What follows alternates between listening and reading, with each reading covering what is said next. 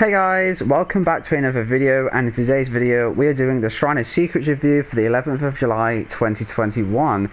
We're just going to go over this, I think. Apologies if you can hear my PS4, it's really loud. It is always loud for the first 10 minutes of loading up Dead by Daylight for some reason.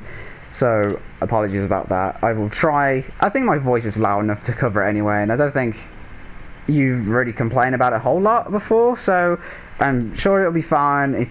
It'll probably go away soon. So for now, just focus on my relaxing voice. And without further ado, we're going to start. Pardon me. First of all, we have Hex Hunters Lullaby, which is a Huntress perk, and this is a Hex perk, so keep in mind that it will only keep these effects when the totem is standing. But basically, right off the bat, without having to do anything, survivors receive a 2% regression penalty when missing a skill check while healing or repairing it. Tier 2, that's 4%, and Tier 3, that's 6%. Each time a survivor is hooked, Huntress Lullaby grows in power. It affects healing and repairing skill check warnings. 1 to 4 tokens, the time between the skill check warning sound and the actual skill check becomes shorter. And then at 5 tokens, there is no skill check warning. So right off the bat, you get immediately survivors, have more aggression. Like, the regression penalty is more harsh. I don't know how to word it. You know what I mean. Like, they get more regression when they miss skill checks while this hex is still standing. Keep in mind that I think that only applies to when the hex is still standing. So if it gets destroyed, then they lose that. I'm not sure about that though. And then also, obviously, it's just like Devour Hope, where you get tokens by hooking people. This one you only need to hook people though, so it's not as not really complicated, but you literally just have to hook them. And basically, so each time you get a token, the time between the skill check warning sound and then the skill check becomes shorter, which again is pretty crazy already, because that means the skill check will sometimes appear just before the sound, or the sound will appear like a split second before the skill check, so you really have to be paying attention.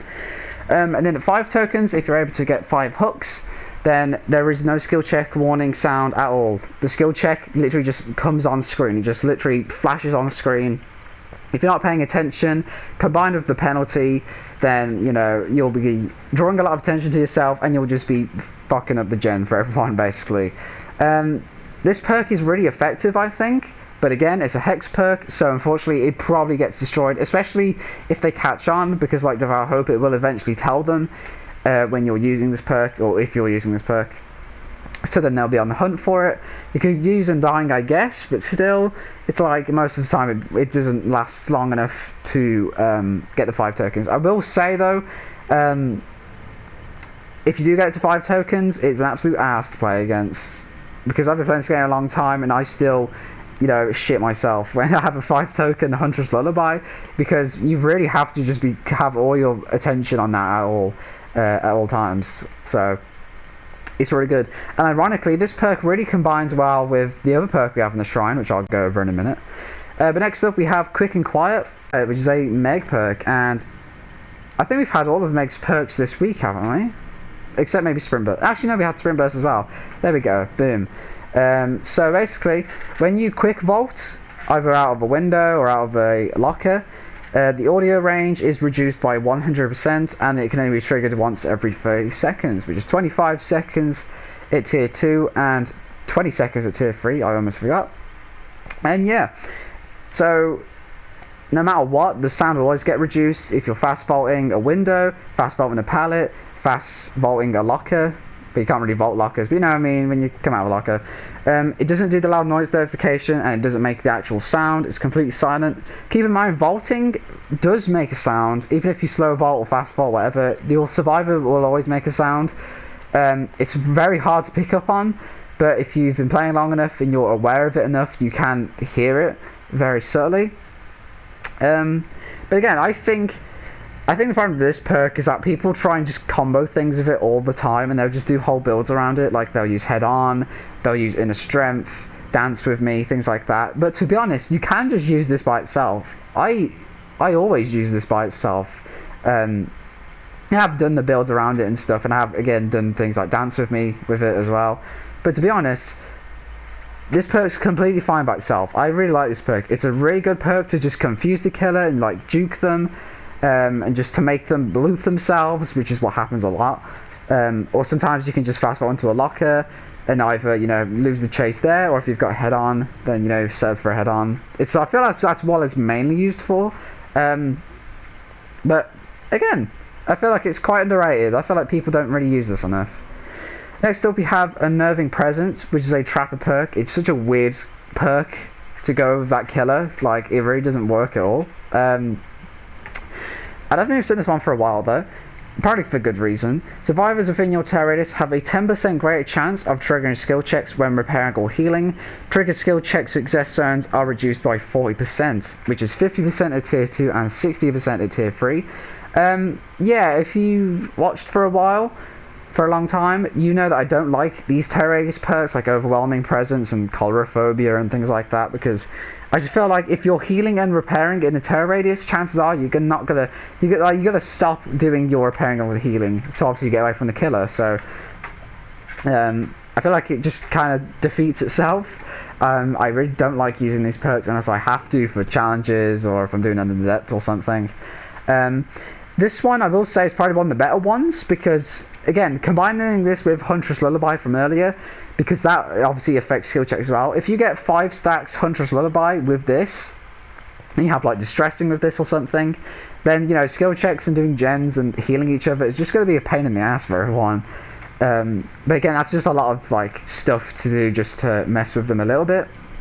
But I think getting skill checks more often is not bad, and honestly the 60% skill checks are noticeable, but again, like, they're kind of like just the decisive strike and like the overcharge skill checks and like oppression skill checks, where like they're still pretty easy to hit, you know what I mean? Like, probably not doing the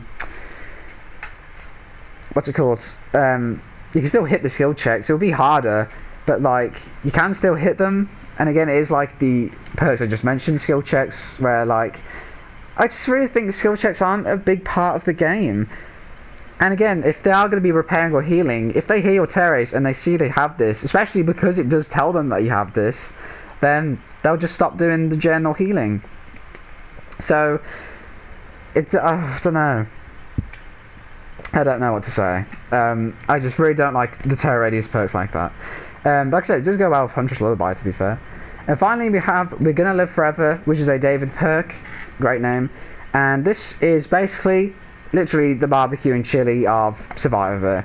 It's the same kind of thing, where instead of hooking people to get a stack up to 4, the way you get stacks is by taking protection hits or getting safe hook rescues. And again, it's the same thing. Gain a 25% stackable bonus per token to all blood point gains up to a maximum of 50%, 75% at tier 2, which gets you 3 stacks, and then 100% at tier 4, which is obviously 4 stacks.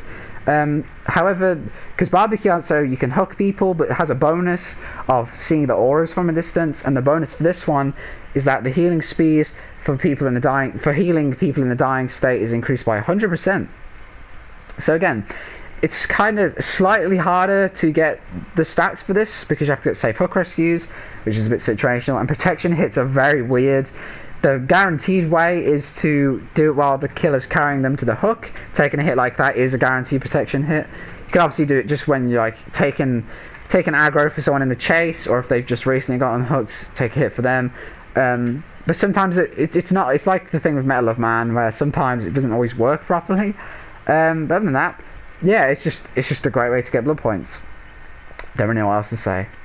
I'm gonna go for which one I think you should buy, and I'm just gonna say We're Gonna Live Forever, just because blood points. The added bonus of the dying state healing is actually really nice and really overlooked. It saved me a lot. The 100% healing speed, that is. That's no matter what tier you have this perk. Again, it's recommended to have it at tier 3, so you can have maximum amount of blood points.